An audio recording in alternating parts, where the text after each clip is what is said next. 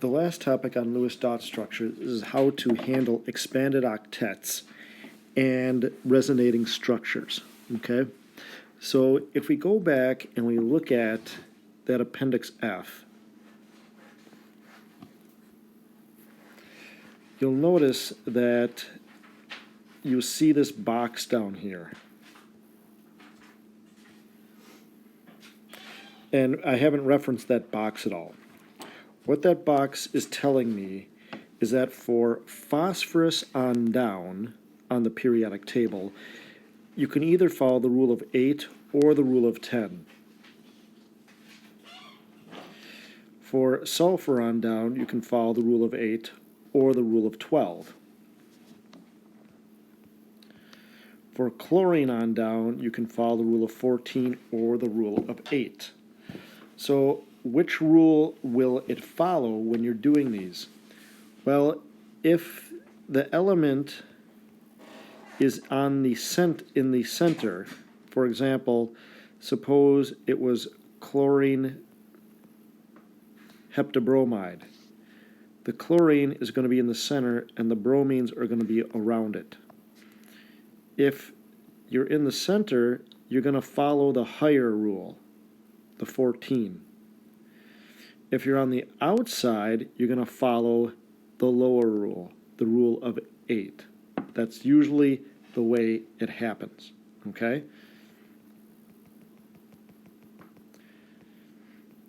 So let's go and do a couple of these. So suppose we're going to do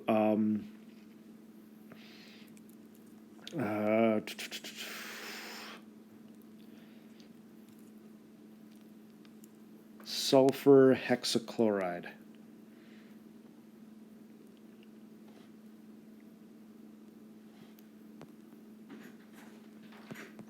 Okay? So first thing you want to do is make sure the electronegativity puts you in the covalent range. Okay? And it does, so it's going to be covalent. The sulfur goes in the middle, and then you just put the other 6 around it.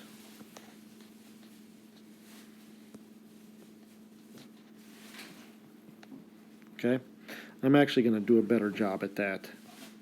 I'm going to make sure they're nice and equidistant. Okay. Now, sulfur is in group 6A, so it's going to start off with 6 valence electrons. Chlorine is in group 7A, so it's going to start with 7.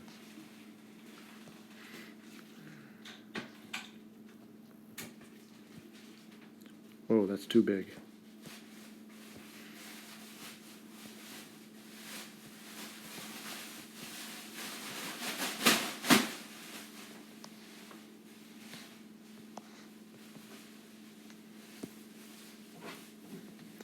And with compounds, you can put the dots wherever you want.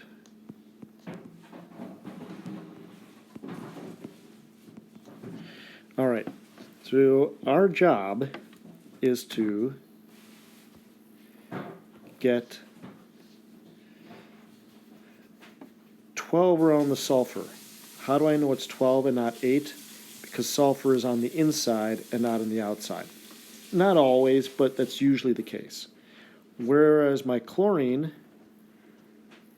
is on the outside, so it's going to be following the rule of 8. Okay? So we go back. And so how am I going to get 12 around the sulfur and 8 around the chlorines? Well, I've got 6 electrons.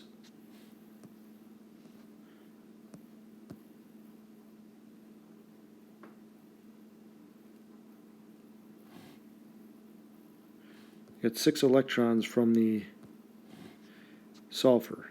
So I can put one there, one there, one there, one there, one there, and one there. So now I'm going to have 8 around that chlorine. Actually, I'm going to use different colors here. I'm going to have 8 around that chlorine, 8 around that chlorine, 8 around that chlorine, 8, 8, 8. And around the sulfur, I'm going to have, okay, 2, 4, 6, 8, 10, 12 around the sulfur. And if I want to make this picture pretty, I could draw in a little stem, and then I have a nice little leaf, a nice little flower. Who says chemistry can't be pretty? So here I got the sulfur following the rule of 12, and the chlorine is following the rule of 8. Okay, let's do another one of these. How about we've got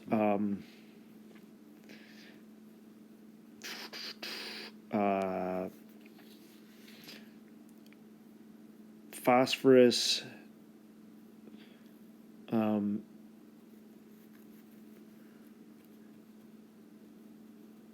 phosphorus iodide, pentaiodide. I'll do this one a little bit quicker. Okay, so check the electronegativity. The phosphorus is 2.06. The iodine is 2.21. The difference is 0.15, so covalent. I put the phosphorus in the center because there's few of them, and then I put the iodines equidistant around. Okay. Phosphorus is in group 5, so it starts with 5 valence electrons. The iodine is in group 7A. It starts with 7.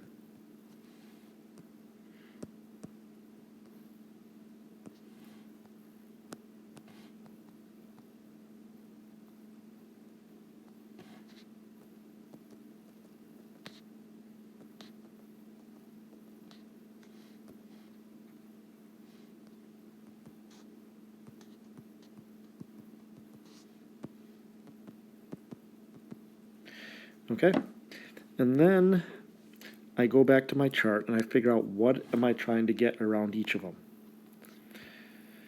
So according to this, phosphorus can do the rule of 8 or the rule of 10. So again, if it's on the inside, it's probably going to do the higher rule. So the phosphorus is probably going to do the rule of 10.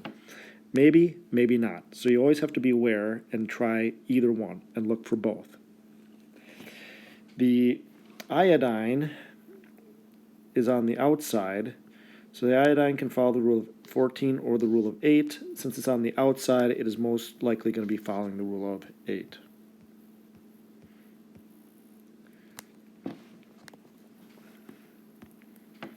So to do this, to get 10 around the phosphorus, I'm going to take my 5 electrons here, and I'm going to put one here. I'm going to put one there, one there, one there, one there, one there. So I had 5 to begin with. Now that iodine has 8, that iodine has 8, 8, 8, 8, and my phosphorus has 10. Okay? Now sometimes you can have both of them as a possibility, and that usually happens when oxygen appears.